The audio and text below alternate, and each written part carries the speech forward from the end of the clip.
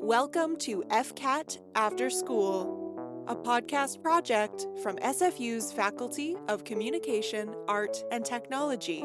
In each episode, we join student hosts in conversation with alumni as they explore career journeys since graduation and gather advice for the next generation.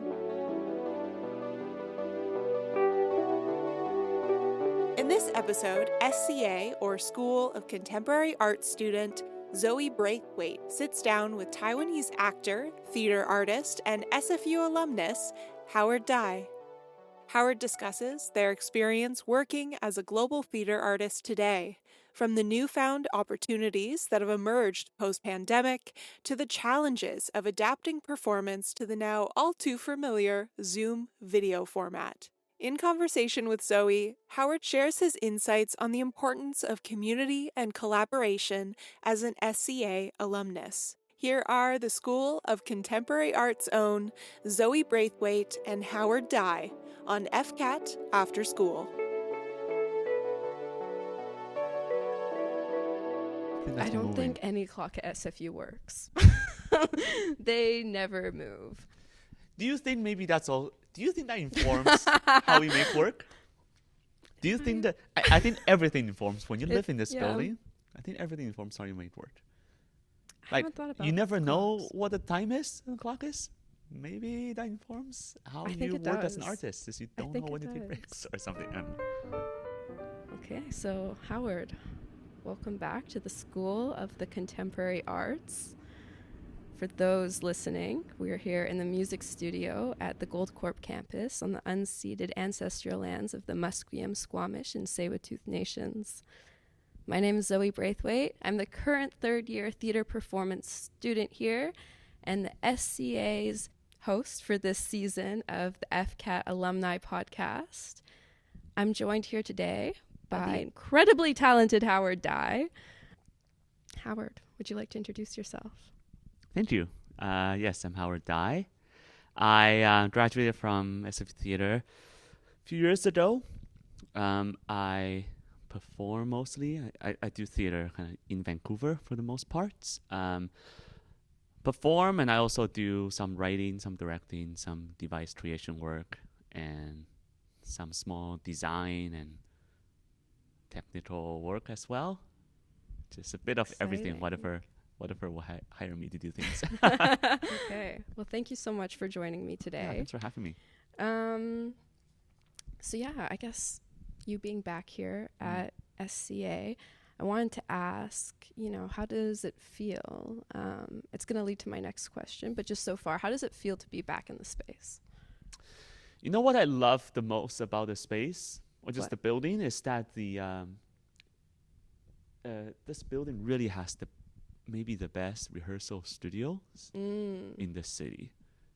Because when we were here, when I was here as students, we did access to these rooms and you book it. Yeah. But basically it's available whenever there's no classes. It's available for you to use. And it's really now that we don't have access to these spaces, we realize how valuable it is to just it's spacious. Yeah. And really it's just big wide open space, and then there's often there's soundboard or lighting for you to use to play around. And you can't find that anywhere else in the city without paying a lot of money. It's either really the rehearsal spaces in Vancouver are really in demand. They're either pricey, or even if they're not pricey, they're just always full the whole time. And so you can squeeze in an hour, 2 hours blocks, but it's never enough time for you to do anything. And so whenever I come back and look through the windows, I just miss being able to come in here and use the space. Yeah. That's so fun to think about, because I feel I and most of my peers are so tired of being in this space all day, every day. Yeah. And so it's good to remind ourselves this is a very cool opportunity and we should be very grateful for it. I mean, we're paying to be here. Yes. And it makes sense. You spend all day, every day in these studios, right? Yeah. And it really informs. This is also what I noticed. It really informs how you make work. The way we're trained is very architecturally informed. Totally. Kind of consider space as part of the parameters when we make work. And so coming in here, doing the work we make, in a way, because the work is the space is so big, and we have the luxury of the space, that it's often, it's not really a container. It doesn't really restrict much. For the most part, anything you want to do, you can do in these spaces. And so I think that also allows the SFU grads maybe to dream quite, to use the space well, and also like be able to do like site-specific work, because they're trapped in a box the whole time, and they're often thinking outside the box. But then it's just interesting to come back and consider how we made work in relation to the space, knowing the space we had access to.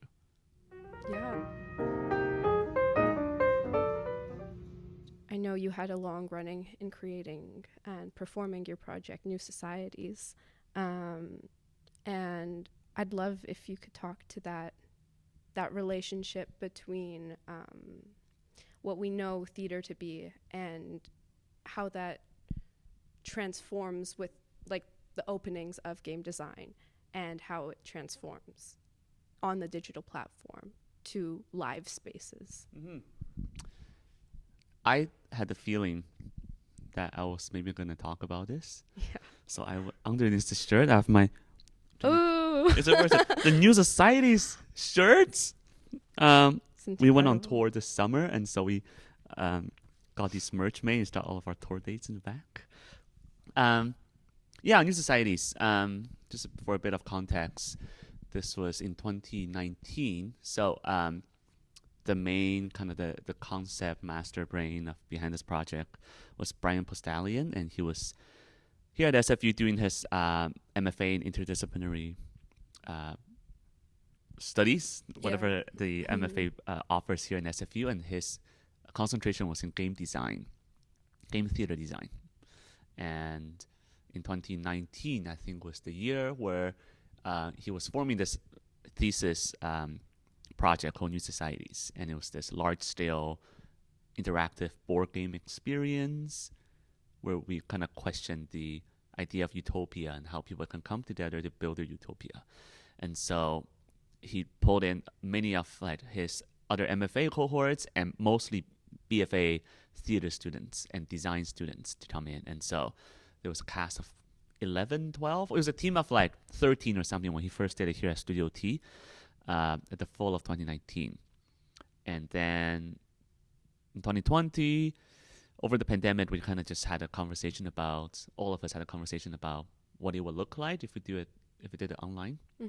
And just to say, like, Brian was leading the project, but it was kind of co-created by everyone else on the project, because we spent a few weeks in the summer of 2019, and then right before the show in the fall to kind of design this game together. And what was really interesting is that it felt less like a theater rehearsal, but more like a board game design meeting, because we were there. We spent really many weeks there with the whiteboard, kind of figuring out almost the equation of like how the points will work. And we had like, I brought in a box of poker chips at one point. We like workshop all these ideas of what the game would look like. And so it started with that index tar. We just like, I remember we had index tar, and we just with Sharpie drew like 1 strike or 3 strikes, being like 1 to 3 points. Just that was the tars we were going to draw. And then so we went from there, and like beautiful design by Christian Ching, who was a production student here, and the scenographer of the show, who together with Brian designed these intricate pieces. And so it really became a board game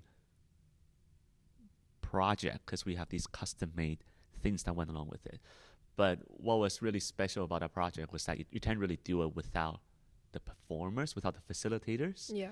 And so it was really a hybrid of kind of live theater performance and the board game experience. And so in 2020 we kind of like mind melded and figured out a way to transition that, adapted it into online. And it was again an effort between everyone involved on the team. And so these are all like theater students who we all had experience doing it in person already, and trying to retain kind of the core of the show, which was how to get people talking to each other and interacting with one another, and how to maintain these like because it really it feels like a conversation piece. That I feel like the meat of the experience is we ask these evocative questions in circumstances to the players, and they have to work together or against one another, however they like to, but to kind of consider these sometimes these mirroring events happening in our real world, but set in this kind of fictional game world, and so them having to like, figure out what they want to do, where their values lie, and how they collaborate with one another. So we were able to kind of retain that to bring it online. It's still tricky because we did it first over Zoom, and with everyone's Zoom etiquettes, what everyone had learned is that you just mute your microphone when you're not talking. And the experience of that show is when you're in person, you're sitting next to one another, and you start to chit chat with your fellow players, and then something will come up, and you're all talking like kind of over one another about what to do. And with Zoom, it felt limiting in a way where we still try to do a lot of that, but people are being polite. They're like not talking over one another, or if they do, like you can't hear anything because it just canceled out. And so I think we had a good run, but we still like did the best we could, and we had a good run. And then this past summer, we had the opportunity to go on a tour to Ontario, to 3 cities. We did it in person again. So that was interesting too. Instead of reverting back to what we did in 2019, it was really adapting it back again to in person. Just we had discovered quite a few things that was really helpful and effective in the online version, and then we bring it back again. And it was nice to, again, that was like for May, that was the first time, even though we've been doing the show online, the first time we all got in the same room together again after 2-3 years. And these are folks that like we've known since 2019, or even before that. These are all SFU theater people, and so it's nice to be in a room again. And even for me, like I had so much fun doing that in-person show, because for me, part of the joy is also this ensemble that we've created together over the 3 years. And even just I'm able to perform the show knowing that I truly everyone else had my back. Everyone else had been doing the show for 3 years, and we all know the show inside and out so well. And it allows for this flexibility where there's just a lot of improvisation in that show, where someone can give me a proposition, I can like make up something, and I can go back and just tell my collaborators, just like there was a point of a show where we all came to the center and we get to talk to one another to check in, and I just tell them a few words and they know exactly how to handle it. And so it really allows me to be free to play because I know everyone else will have my back. And yeah, so for me, I think for the audiences doing that show and for me performing that show, really the joy of it is the ensemble and getting to be in the same room and, live create and play with my collaborators in real time. That's so exciting.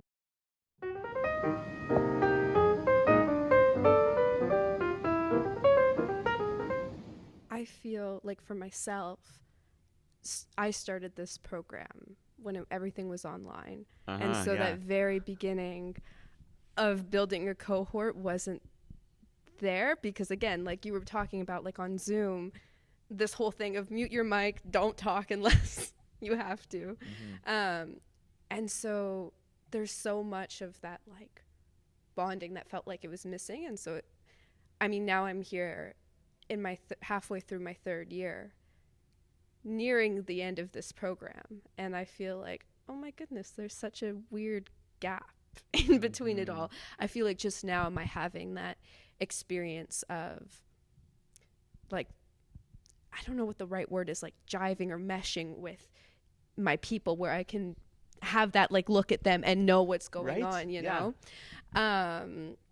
which is exciting now. But then it's like, oh well, now that everything's ending, this feels so like unknown. What happens after this? Does it go back to before, when don't really talk to each other unless we have to? Does that stay alive? And I think you can offer some good wisdom to this as someone who, as we mentioned, graduated in COVID, kind of being thrown into a time of how do I go about navigating any of this?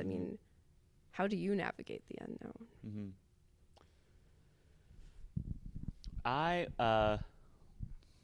was lucky that, my cohorts are all very, like we kind of kept things going, or at least with a lot of my collaborators, we have been finding ways ways to just get back into studios. And I think because it happened so quickly at the end of our program that we didn't get a proper send off in a way, that we were craving ways to just get back in the room together again. Yeah.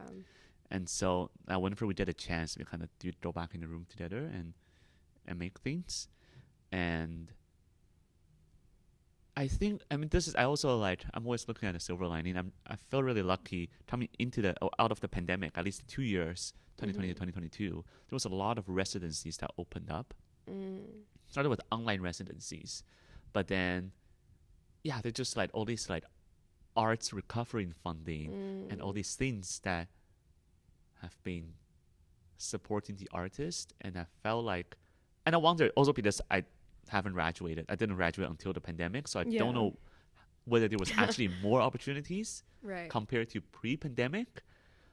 But I really did feel like there was quite a bit of, especially residencies floating around, and it all started online where you started with Zoom chats with mentors, etc. But I also found it really lucky that I feel like theater in Canada is quite a small community, and that once you get quite established, you tend to go back and forth between other Canadian cities quite a bit. But over the pandemic, there's a lot of opportunity that became national, like in Toronto, that became available to us. Otherwise, we were going to have to fly to Toronto to do things. But there was a lot of residencies that became available to Vancouver residents happening in Toronto. And so I got to connect with quite a bit of artists all over the country, which, thinking about it now, maybe I wouldn't have had a chance to do if it wasn't for the pandemic, because everything had to be online. And so I also felt lucky that like I got to create all these connections. And like New Societies, when we were online, we like went on the tour. We got presented in Ontario twice, but we were in our bedroom going on the tour to Toronto, but we never left our bedroom. And so in a way, I was like, oh, on my resume, I have like a credit in a Toronto theater without even having to go there. And so I also just like always looking at silver lining, just felt lucky that all these things became available to us. And I think theaters have recognized how valuable that is to artists, that they're often keeping a lot of these things, or things that doesn't have to be in person, they're keeping it available to have more accessibility maybe across the country. So I think there's a lot of residencies or things still available all over the country that is available to us. And so I would say just like keep seeking out these residencies and not just looking in Vancouver, because it's still quite small, but looking into other companies, like even in the States or even somewhere else that has international opportunity online. Yeah, that seems to be the huge silver lining that's come out of all of this, is that interconnection globally because of the internet, and realizing how much can exist in a digital space. I see a lot of shows, or I try to see as many shows as I can. And that's one thing I like really make sure I keep doing, is I go out to interact with work that's being staged in the city. And it's a small community as well, so it's nice to support your colleagues when they do work. But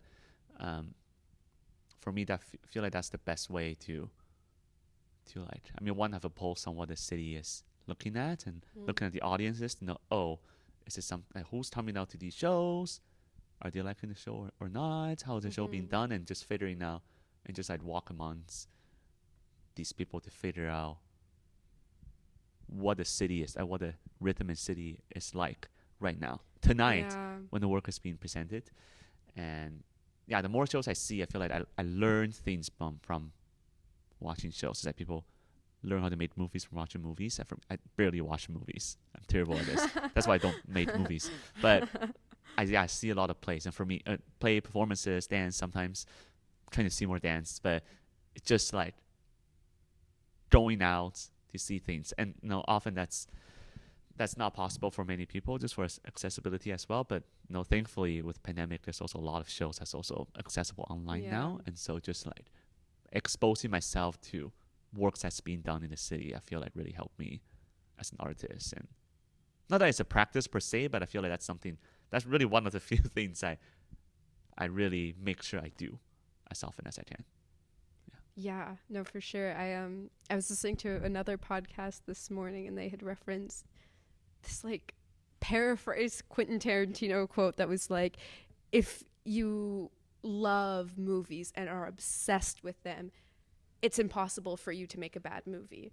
And I think that's the essence of what you're saying is, by the constant exposure to work, you learn so much. I know a lot of your work explores culture and identity, some of which could be sensitive, personal material. I think of the project that, as you're talking about, like your writing, I mean, you wrote Pineapple Bun and using like bits from your childhood and memories. So how do you like pitch and market work like that without feeling like you have to commodify it and exploit it? Yeah, no, that's a good question. That's always grant writing is often a yucky spot because it feels like sometimes you have to check boxes. Yeah. Or sometimes you have to, like with either there's like a grand buzzword, so you have to kind of guess. Because part of what grant writing also means is, what you would start with in grant writing is to look at the funding body and you read their guidelines and you look at their funding focus of the year. Often they will like poster like these 4 years, here's what we're wanting to fund, and they give you like these big directions, and you kind of look at what they want. So these are what the jurors will be given. They'll say, oh, here's what we want to fund, and then you look at the words they're using, and you're trying to pick out those words and say and use those words in your grant, because the jurors can look at it and go, oh, I remember, like that's the word I'm supposed to fund. I'm going to fund that word, right? Yeah. And so it can often feel yucky, but this is again, what I really appreciated coming out of this school is being able to articulate what you want to do. Yeah. Because I think there were many opportunities when I was in school to get to question or to get to articulate what it is we're interested in, and why we do the things we do, and a lot of times our class, our black box, our main stage came with a research question. Yeah. We don't know what the show is going to be, but it came with a prompt, a research question going like, here's what we're exploring, and we spent the whole semester exploring it and it culminating in a show. But really, it's all the process in exploring this one phrase or this one topic or this one idea. And so, and then through the months of making that show in main stage or black box, I'm sure you're familiar. You have these discussions in the middle. You go back and you talk about what it means. You talk about how this relates to the thing. You talk about the discovery that came out of that.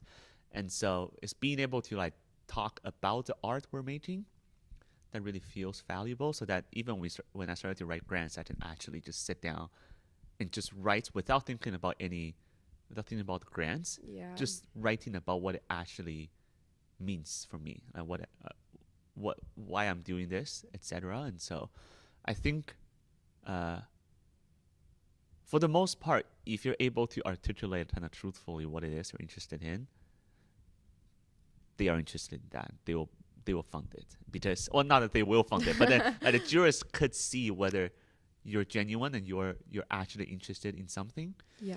And yeah, I also, like I will say, with grants, I've got a lot of mentors, graduating theater school, who really helped me out.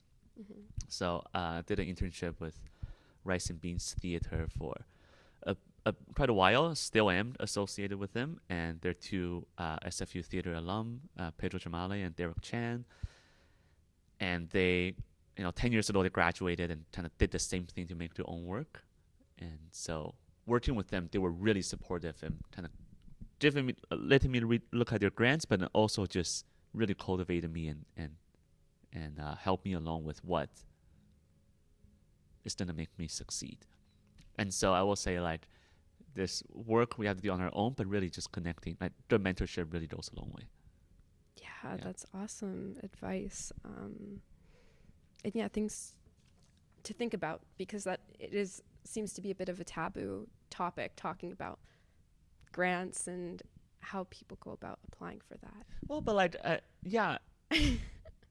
grants, like we all need the grants to trying to survive, like Exactly, Vancouver. yeah. And I think maybe Vancouver, maybe in BC, like compared to a lot of other provinces and especially the States, I think there is a lot of opportunities for us to make our own work. And in Canada Council for the Arts and BC Arts Councils have like specific grants focused on new artists, emerging artists, so that we get like often like extra opportunities to get funded.